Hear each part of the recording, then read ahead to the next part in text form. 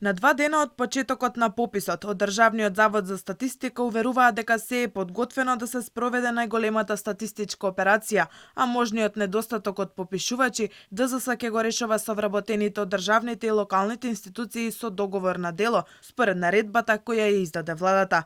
Тие го разгледуваат списокот, а попишувачите од понеделник до среда ќе треба да бидат обучени. Веќе ги прибираме сите информации од страна на сите овие институции. Ќе има попишувачи секаде.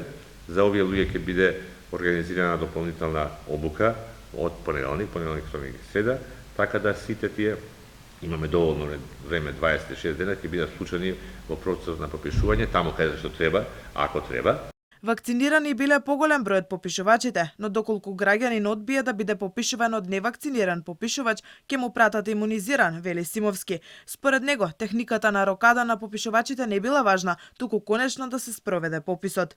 Битно е дека ќе му возможиме и на тој скептичен граѓанин да му дојде вакциниран попишувач. Тоа ќе го обезбедиме. Меѓутоа, апелирам уште еднаш до сите граѓани. Дали попишувачот е вакциниран или не е вакциниран не е толку битно. Битно е да секој од нас, вклучувајќи го и попишувачот, меѓутоа и граѓанинот кој што ќе биде попишуван, да ги почитува протоколите. Во таков случај никој, буквално никој нема да биде доведен во било каква опасност за ширење на вирусот. И за премиерот Заев нема проблем во малиот процент на невакцинирани попишувачи. Се ќе се решавало со флексибилност на терен и рокада на попишувачите. И министерот за правда Бојан Маричич тврди дека се создадени сите предуслови за безбеден, брз и кредибилен попис, а подготвени биле и попишувачите. Додека надлежните се убедени дека се е подготвено, од коалицијата Не отварам врата побараа од МАНУ да формираат експертска влада која би спровела попис во стабилна епидемиолошка состојба со измената методологија и усогласен со европските стандарди. Нашите барања и тогаш и сега се непроменети.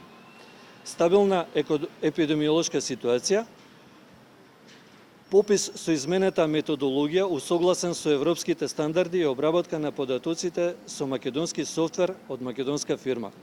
И трето, спроведување на кредибилни локални и парламентални избори во безбедни епидемиолошки услови.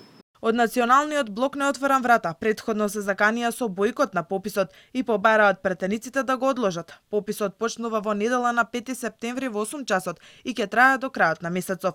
Од владата нагласија дека пописот е задолжителен, а секој што ќе организира непослушност и отпор ќе одговара кривично, за што се предвидени и затворски казни.